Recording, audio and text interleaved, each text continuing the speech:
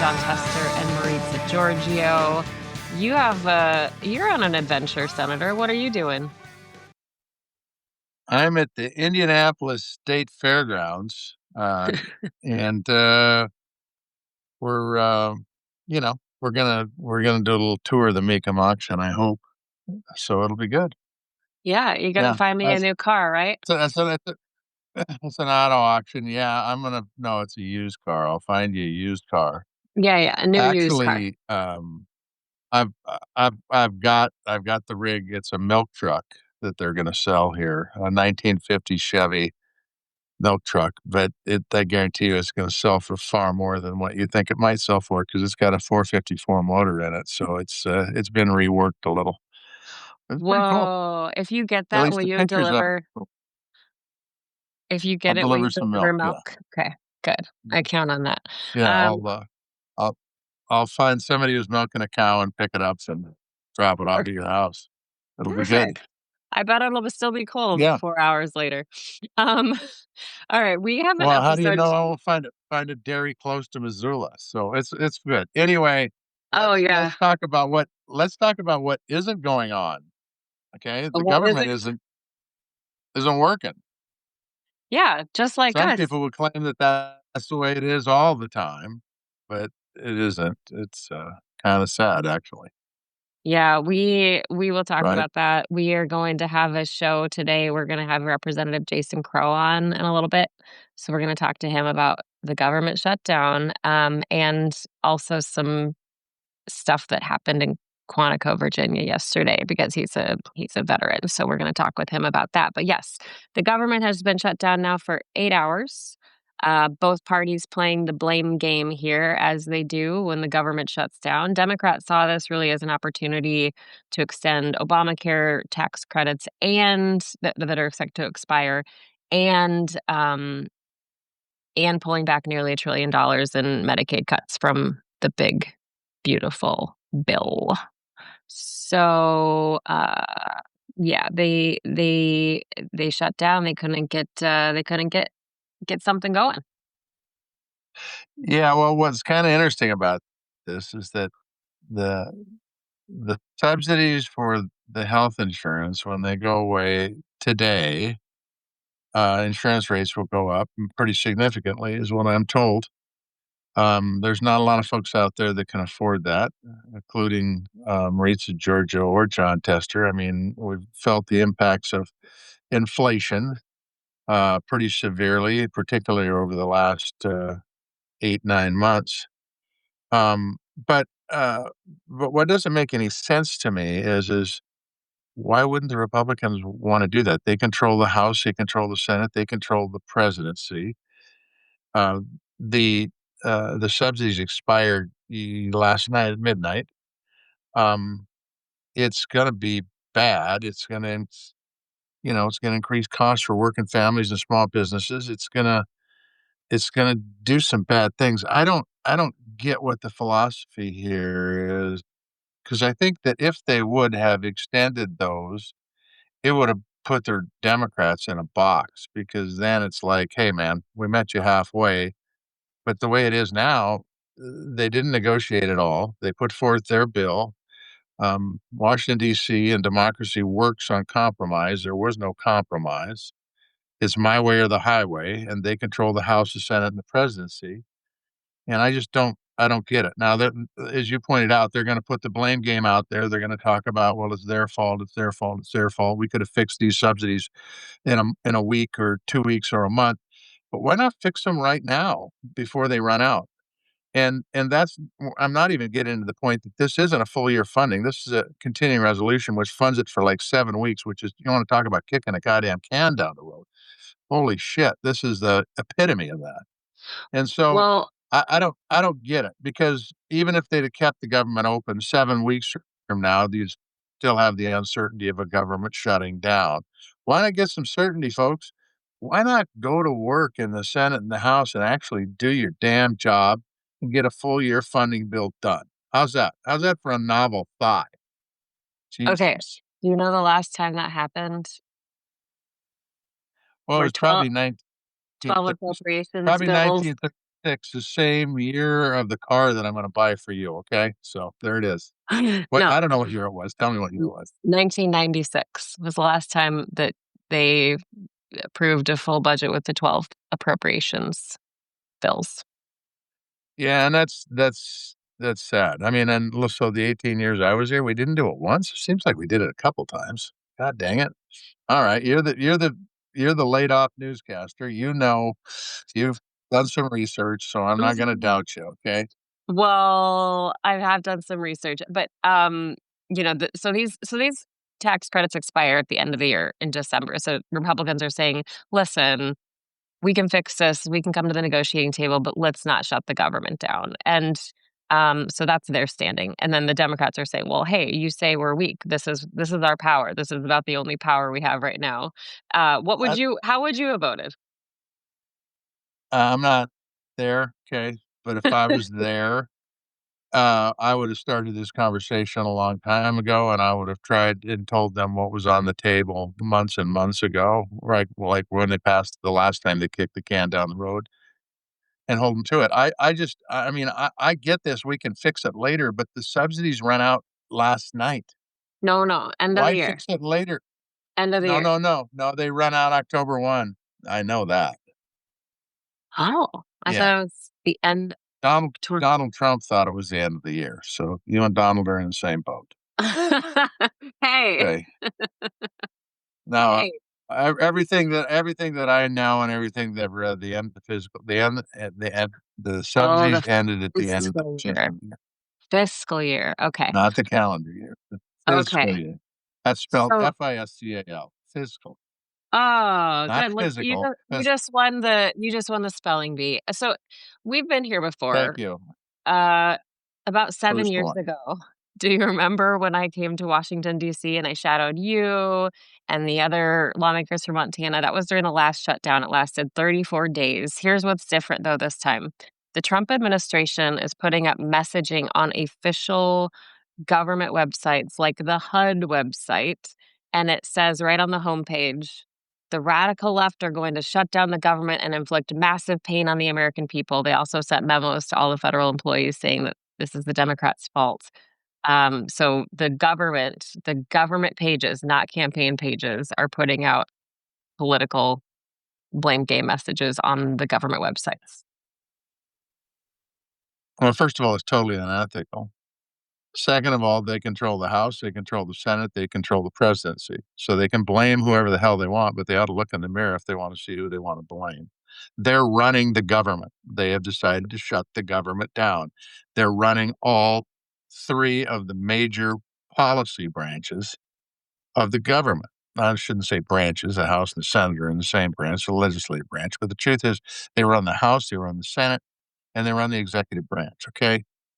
So that's number 1. Number 2, if you wanna talk about what this administration's done for families, there's people that won't travel because they've got dark skin and afraid ICE is gonna pick them up. Inflation has gone through the goddamn roof, and it isn't just food and clothing, it's everything. Everything because of Trump's tariffs, Trump's taxing tariffs. So if you wanna talk about who's screwing with people, the people who put this kind of crap up on official government taxpayer paid for websites, which is not legal, by the way, and should be required to take it down, they should look in the mirror and be a little bit more responsible and goddamn grow up. The truth is the government services that are provided by the federal government, state and local governments too, I might add, are pretty damn important. And for these guys to go out there and talk about radical anything is a bunch of crap. It's a bunch of crap. And they ought to just go to work and try to compromise and come up with a solution because that's what they were elected to do. Otherwise, the democracy goes away. Otherwise, we don't have a democracy in this country where we have freedom and privacy and the ability to control what direction we're going to go in on an individual basis. It will be controlled by a dictator. And that is not the direction that I want to see this country, period. Yeah, and I think it's important to note, like, there are civil service laws that have politicize these roles in government. And these longtime government employees have been there through administrations on both sides, and it's because all Americans can access it without fear of being politicized. That's right. And by the way, this is about division. This is about creating division. It's about creating hatred. It's not about bringing people together. It's not about uniting people. It's not about giving people hope. It's about pointing fingers. And my folks always told me, when you point the finger at somebody, you got three pointing right back at you. So they ought to pay attention to that. Yeah, my Okay. camera doesn't work. No, I see it.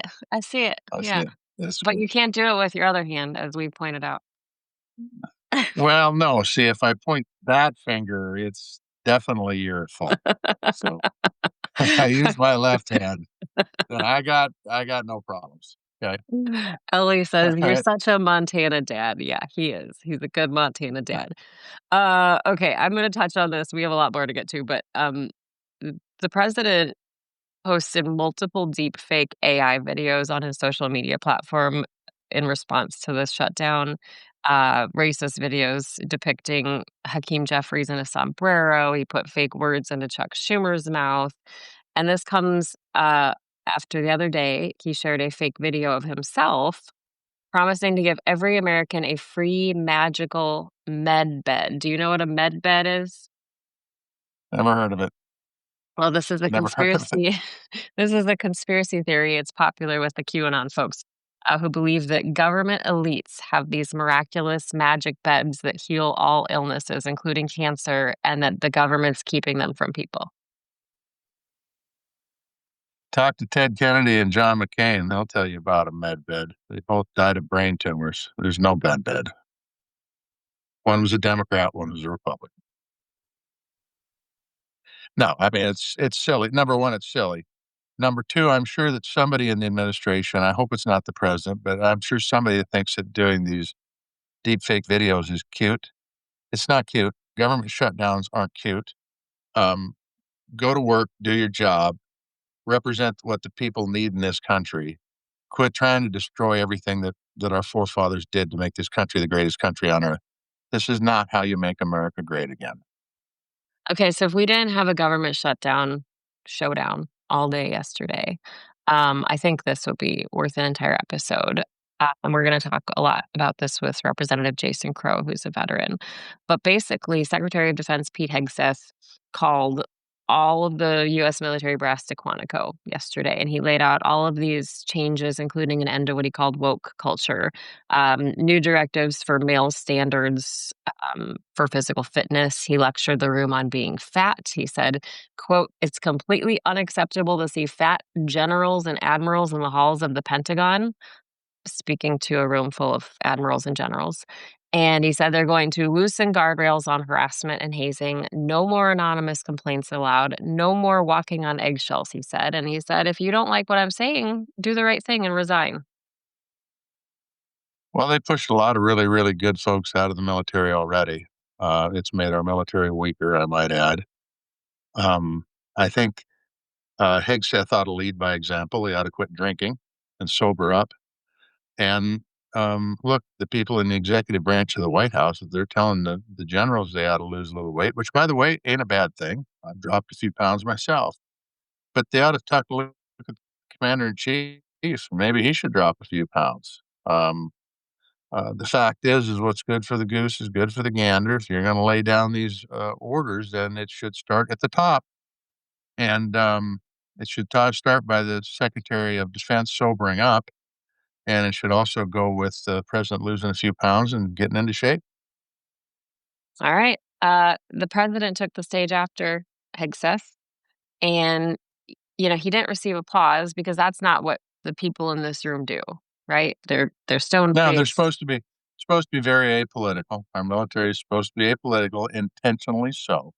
And he talked about it when he took the stage, like, I think it threw him off a little bit. He said, "Oh, they said this was gonna be quiet, but you can clap, you can react, just loosen up," basically. And he talked about using US cities as training grounds for military to fight what he called the enemy from within.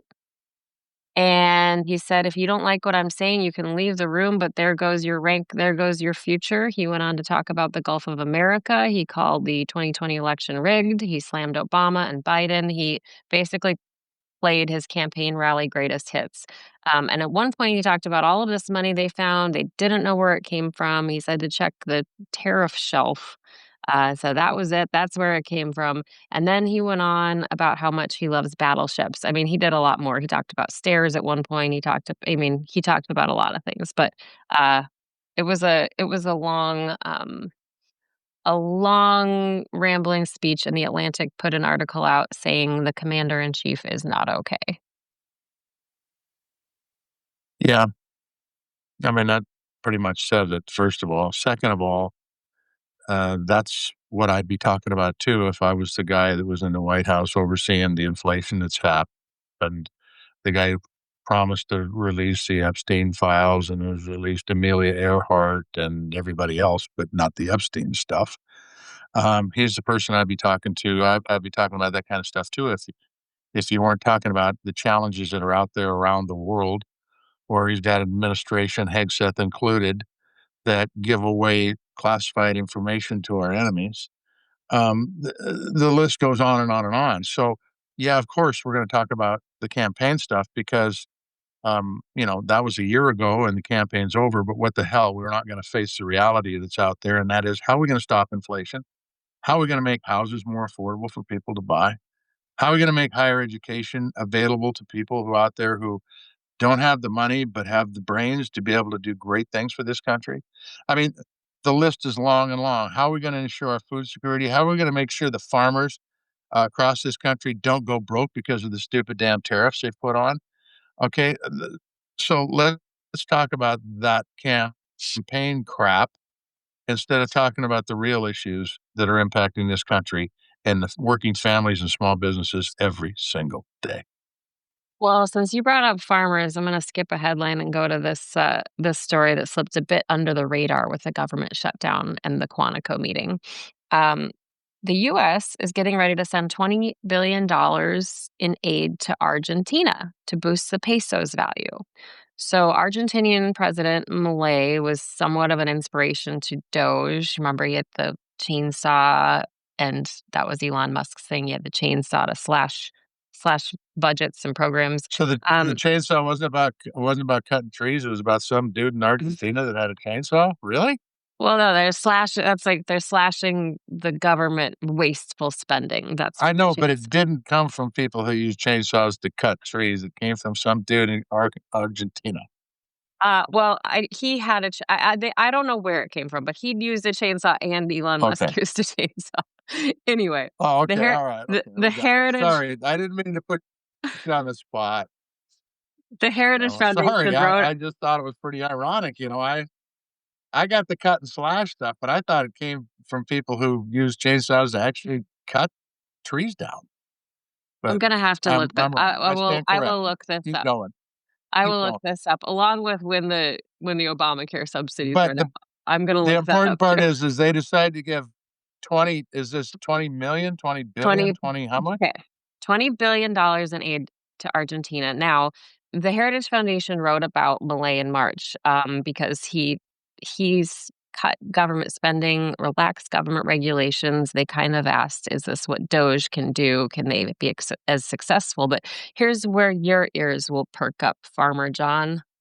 If they haven't already, American farmers are pissed because Argentina just removed a tax on its soybean exports to make it cheaper for China to buy from them instead of us. And China's the largest buyer of U.S. soybeans. And Senator Chuck Grassley wrote about this on X and basically said, so you're going to use taxpayer dollars, U.S. taxpayer dollars, to bail out a government who just took away money from the US in soybean exports. So once again, where's Senator Grassley and where's the United States Senate? Where's Congress? How can the president be allowed just to write a check for 20 billion with a B dollars to a foreign country that is our competitor agriculturally and across the board? It doesn't make a lot of sense to me. that Congress is just gonna sit back and let this happen. Now let's talk about egg prices. Uh, I complained about the price of wheat. The price of wheat, the last I checked, and it's been about a month, it was 4.20 a bushel in Montana. We're actually in great shape, even though we're losing money every day. If you compare us to the folks who are raising soybeans,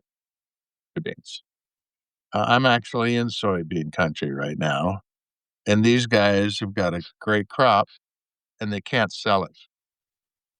Why? Because there's no export market. And so who's going to be put on the hook? The farmer's going to be put on the hook, and they'll either go broke or they'll get bailed out by the American taxpayer. All that's caused by actions by the President of the United States and tariffs. So taxpayer dollars are being given to Argentina, 20 billion of them, so that they can supply China with soybeans at the expense of our farmers who are going to have to be subsidized by the American taxpayer again. Wow. And this guy goes in front of our military and talks about how terrible Biden and Obama were. If Obama and Biden did this kind of stuff, everybody in the United States Senate and Congress would be screaming, and I'm hearing crickets from Congress. Well, Nothing from Congress. Grassley Nothing. raised the alarm. I will say Grassley raised the alarm and he wrote, "Why would USA this is Grassley Twitter speak, X speak, so it's a little bit disjointed, but why would USA help bail out Argentina while they take American soybean producers' biggest market? We should use leverage at every turn to help hurting farm economy. Family farmers should be top of mind in negotiations by representatives of the USA." So I stand corrected. I didn't hear crickets. Chuck Grassley put this on X. Where are the press conferences? Where's the outrage? Where are the farm state senators standing up and going, "This is bullshit and we're not going to stand for it," because that's exactly what they should be doing. It's exactly what they would be doing if anybody else was in the presidency, Republicans included, I might add. So this is this is crazy. It just doesn't make any sense. It's a waste. I want to talk about waste. I want to talk about Doge cutting waste. This is a total waste of taxpayer money. Period. And it's not a small figure. It's a lot of damn money. A lot of money. Um, okay, I'm just gonna say this. I'm showing that the Saying, Obamacare tax credits are tied to the calendar year. man, oh man, I hate it. I hate it if you're right on this one, but that's certainly not what that's not what I know. I mean, look, I could defer. The point okay, so let's say it is. Let's say it is. Let's say that I'm wrong, and I hate saying that word. Let's say that I'm wrong. It still wouldn't hurt to get them fixed Yeah. before you get to a point where it starts raising insurance rates. But by the way, I gotta double check that, and I don't have the ability to be able to have in front I'm sitting in a vehicle, in the middle of a parking lot, Well, so jeez. I can't get on my computer and check it. But I'm still calling bullshit on it. I still don't Okay. believe it. Okay. I still Here's think why it's I'm the end of the saying it. fiscal year, not the end. It's not to make you say that you were wrong, but only to give good information to our listeners. So we are going No, to say that I think that's important. I that's think it's important. important. And so we will keep talking about this and looking at it, but I'm pretty sure they're tied to the calendar year. But either way, they're expiring. If they didn't expire last night, they're expiring in a couple months. And I'm gonna call Angus King right now and find out when those subsidies run out. All right, you call them. Hello, Angus? When do the subsidies run out? Mauritius wrong? That's what I thought. All right. Thanks, Angus. We want to welcome to Grounded now Representative Jason Crow of Colorado. And Representative Crow, I just want to apologize immediately for all the time and abuse you've had to take from Senator John Tester, but I'm here to save you from that verbal abuse today, okay? I'm here for it, and I can give it as much as I can take it. So Damn right he can. This guy was a ranger. I mean, That's right. he deals with farmers like a hot knife through butter, I'm telling you. So it's it's good. It's good to have you on, Jason. And for everybody knows who you are, but I'm going to point out that this guy is congressman from which district in Colorado? Which district is it? The 6th district. And what does that include? Does that include part of Denver? That's South Metro, so that's southern tip of Denver, Aurora, Littleton, Centennial, Cherry Hills, Inglewood, Sheridan, Ken Carroll Ranch, Greenwood Village, so all the South Metro region. Cool. That's good. And it's good to have you on. And I first came across Jason Crow in the United States Senate when he was part of the second or the first impeachment. You were the first impeachment. I was weren't the first. Yeah. you? The Mhm. first impeachment of Donald Trump, and did a hell of a job. And I asked him, and Goose was in the second impeachment, I think. And I said to both of them, what the hell are you guys doing in the House? You should be in the Senate. But and that might happen for somebody here. Wait, the Well, goose? Nagoose.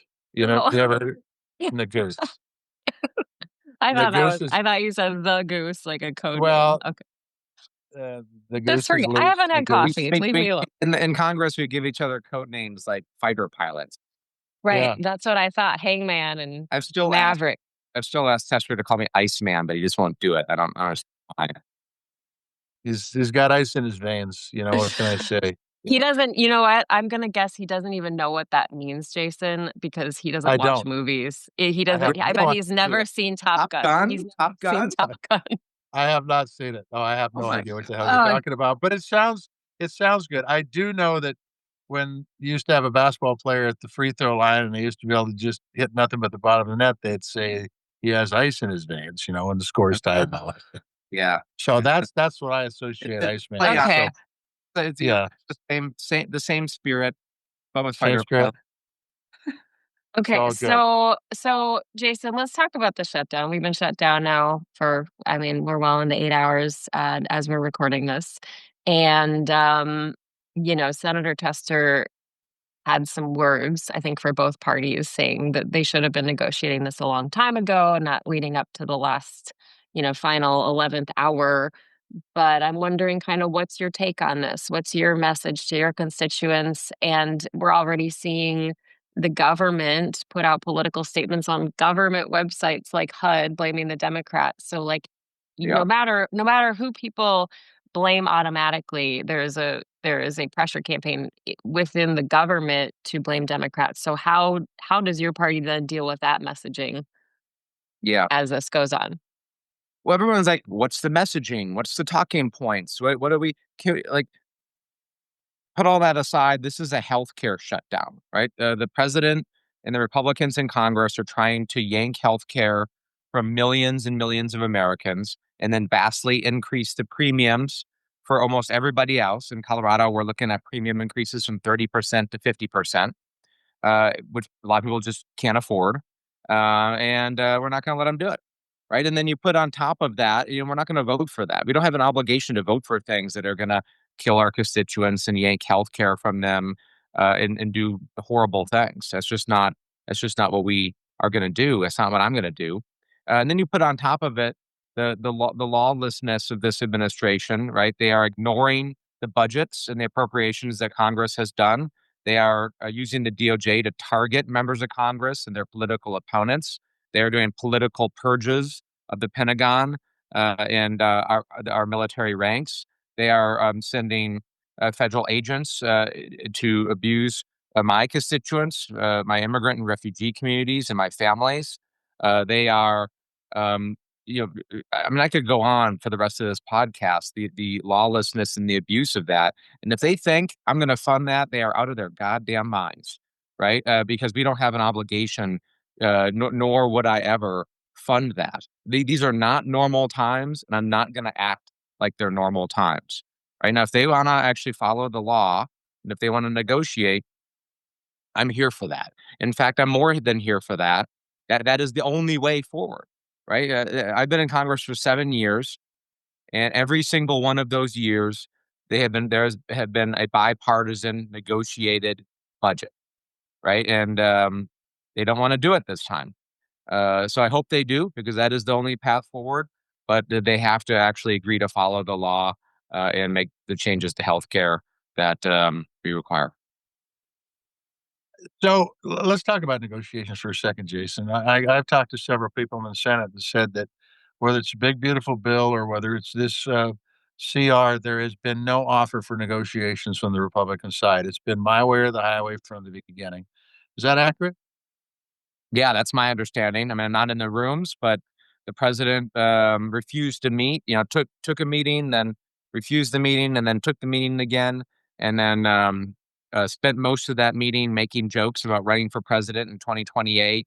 Walked Chuck Schumer and Hakeem Jeffries back by the auto pin sign that now sits where Joe Biden's picture should be, and then posted an AI generated video of Hakeem Jeffries, racist video of Hakeem Jeffries, dressed up in kind of cultural Mexican, where this man is not serious, and he's going to do stuff like that while real people are trying to run the government and govern. That's really hard, right? So really, Mike Johnson has to come to the table here and be serious. And it's my understanding he hasn't, but he's got to call us back, John. I mean, that we're literally not in session. We're supposed to be voting this week, right? The House is Yeah, supposed to vote. tell us about that for people who don't follow in the weeds like we do. Tell us about that. Because he sent you home when? Well, we recessed last week, and then we were supposed to come back into session yesterday. So many Democrats went back. No Republicans went back, and we were supposed to start voting on Monday, and we have to be present to actually vote and negotiate. And they didn't call us back. They canceled votes this week, the week of a government shutdown. They canceled votes. I think that goes to the point you just made, and that is that if you're going to accomplish things, you've got to be serious about the job. I don't care if you're in business. I don't care if it's your family. I don't care if it's government. If you're not taking your job seriously, it's chaos. And that's exactly what I've seen up and down the line. I don't know that it's entirely President Trump either, by the way. I think he's got a lot of people around him that are about playing games, not about getting the job done.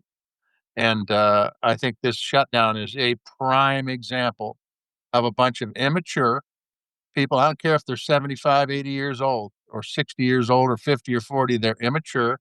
They don't understand their civics. They don't understand how government works. And they don't understand the importance of government to small businesses and working families and everybody else in this country. Any comment to that? Yeah, I mean, there are people who think it's a game, right? It's a political game. And one of the things that I've noticed is there's a big difference with my colleagues between those who have spent their entire careers in politics versus those who have actually done something outside of politics, right? My fellow combat veterans, farmers, ranchers like you, John, people who have built businesses, people who actually be like, who have done things and built things uh, outside of the political realm, who actually understand what building and doing and meeting a payroll looks like, versus those who have spent their entire careers since they were the head of the young Democrats or the young Republicans in high school and college to today, who think it's a freaking game, right? And it's all about the gamesmanship and one upping your opponent as opposed to actually doing the job. And I Yeah. think that 100%.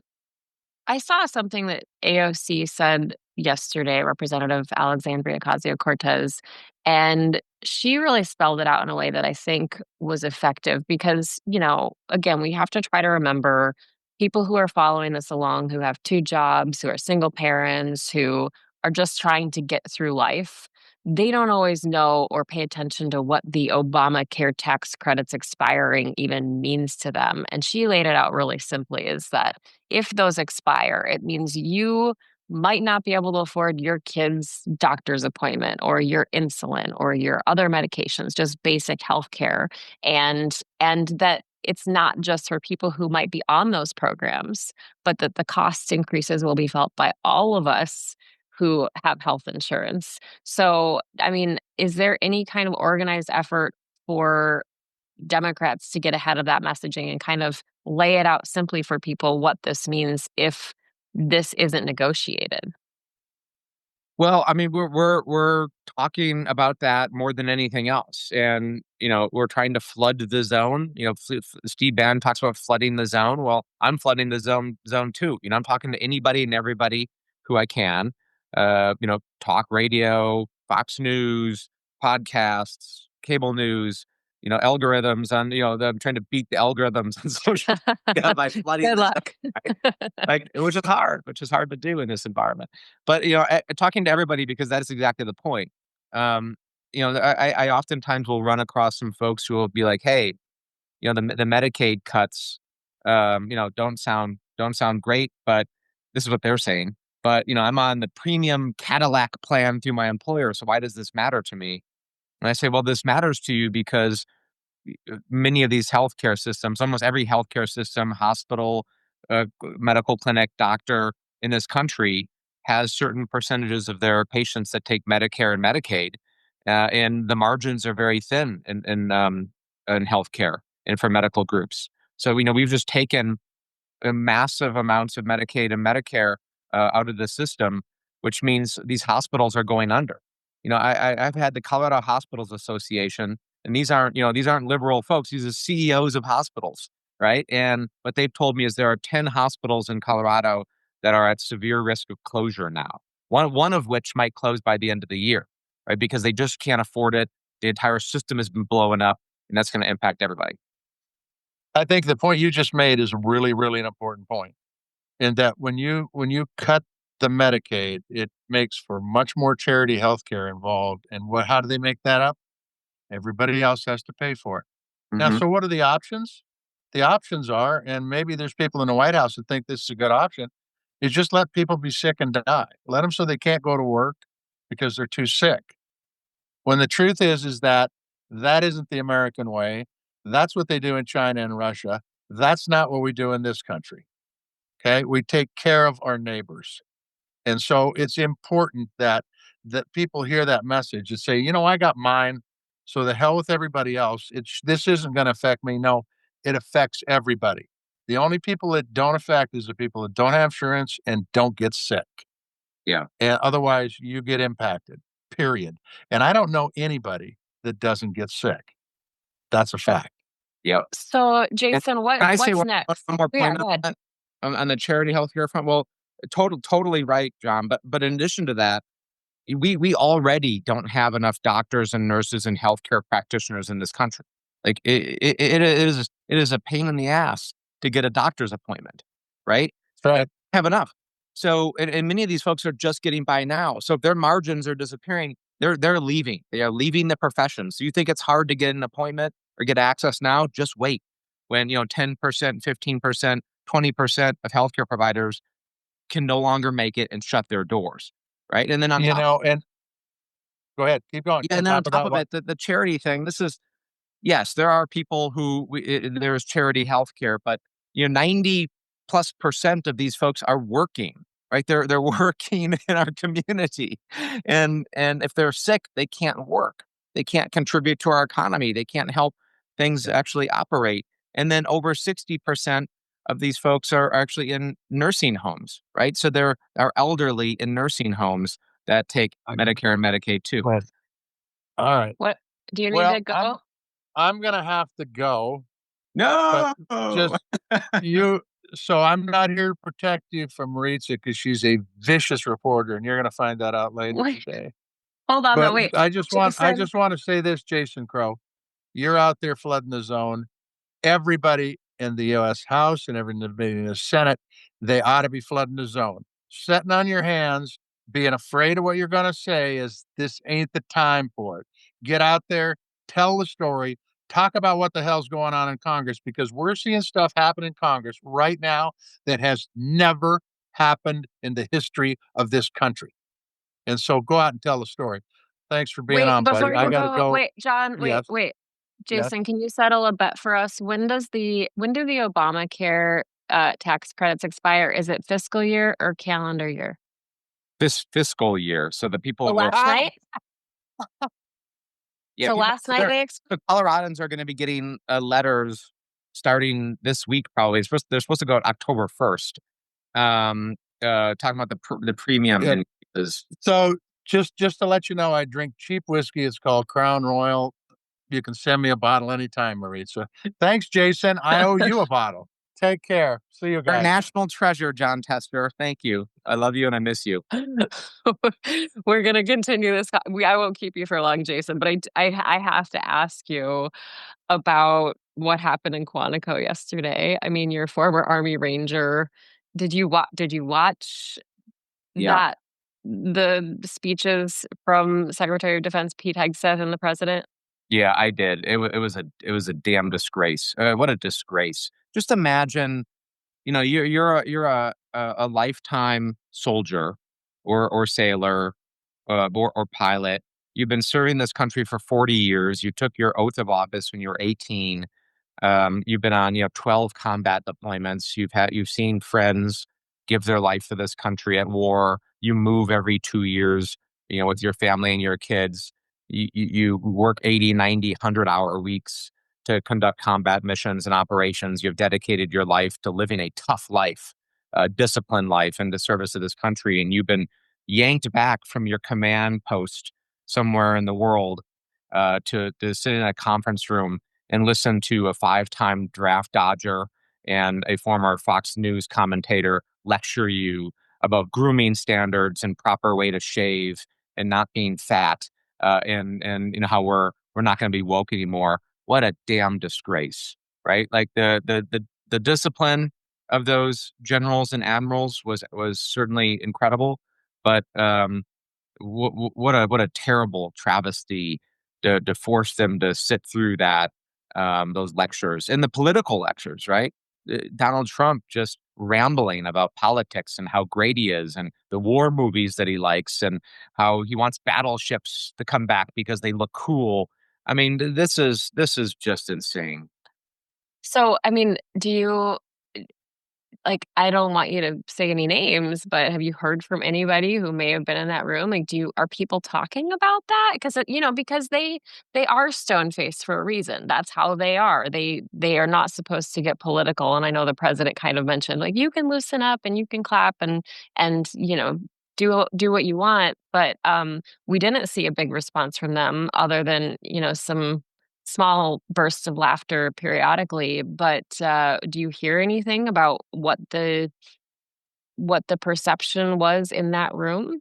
No, I'm not going to hear from those folks because they're professionals and they're not going to blur those lines, nor should they. Right? We have this sacred thing in America, this civilian control of the military and this firewall between elected politics and partisan politics and our military, and we need to, as Americans, fiercely guard that.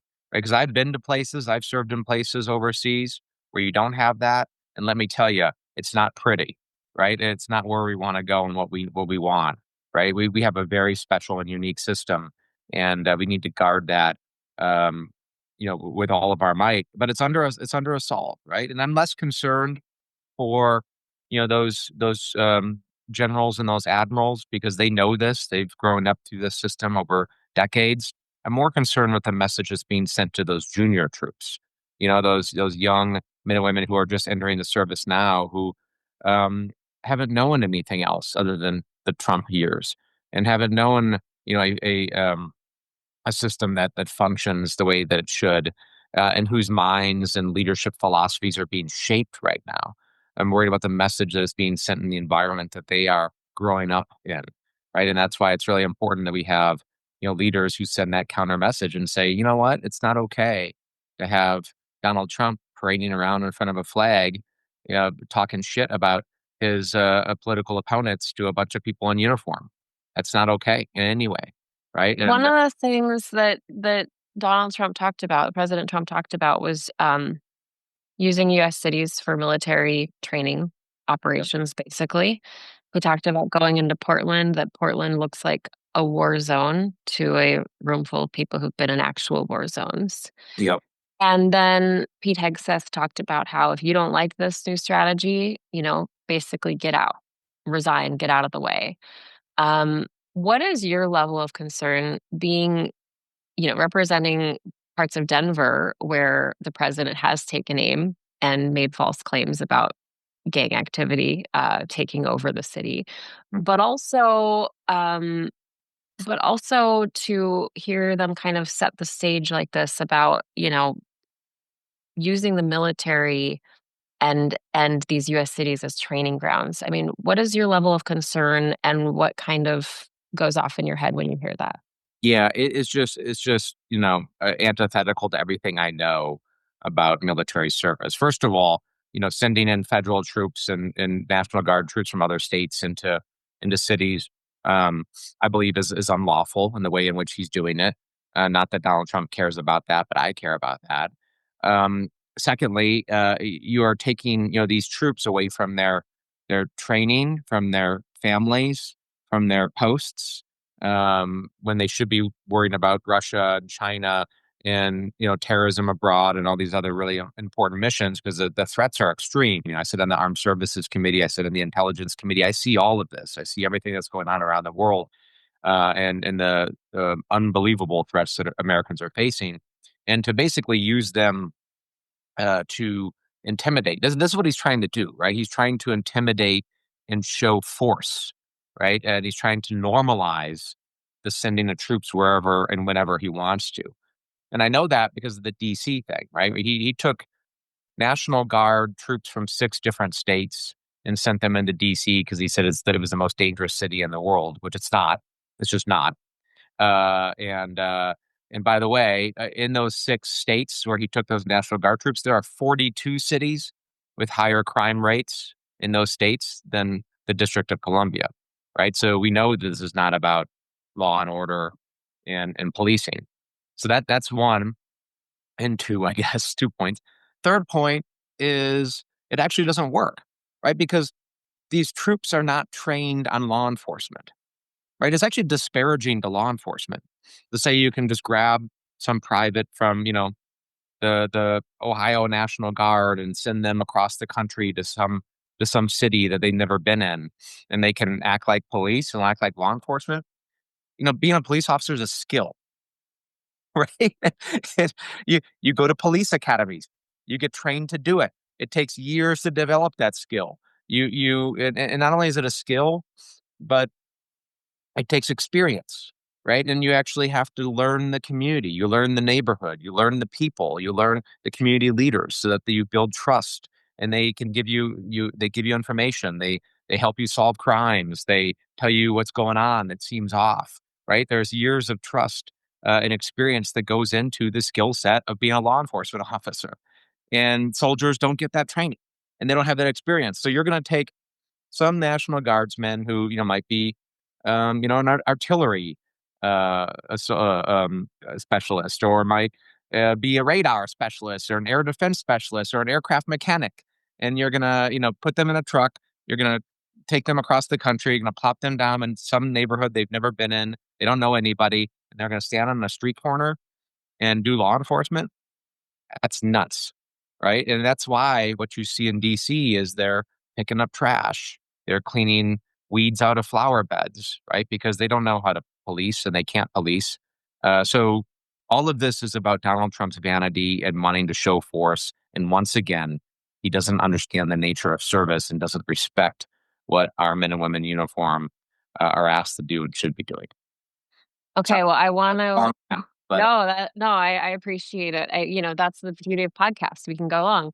I want to just say thank you. I know you woke up very early to do this with us, and I thank you. But I guess the last question is going back to the shutdown. What's next? I mean, do you see this playing out? The last one we saw lasted 34 days. Do you think this will play out until a deal is made, and will that day ever come? well, I really hope not, because the damage that something like this does, to our troops, to everyday folks, to our government, compounds every day. Longer this goes, the harder it becomes. And there are people who have dedicated their life to this country: civil servants, wildland firefighters, food safety inspectors, rail rail inspectors, air traffic controllers. People who are providing daycare to our troops' kids at military posts and bases. People that have decided to earn less, um, because they love public service and love serving this country, who are not getting paid, and that's just not right. And This needs to be solved, I'm ready. I'm sitting here ready any day, any hour to have a real negotiation and to talk about what needs to get done. But the ball is on the court of the people with the power in Washington, which are Donald Trump and the House Republicans. All right. Well, Representative Jason Crow, we thank you so much. All right. Thank you. Okay, so you saw Senator Tester hopped off to go to his car auction. I did ask him about his hat earlier. He said it was a repeat that he's already worn, so no big excitement there. But we want to thank our guest, Representative Jason Crow, for coming on and talking to us about the shutdown and the military meeting that we saw yesterday in Quantico, Virginia.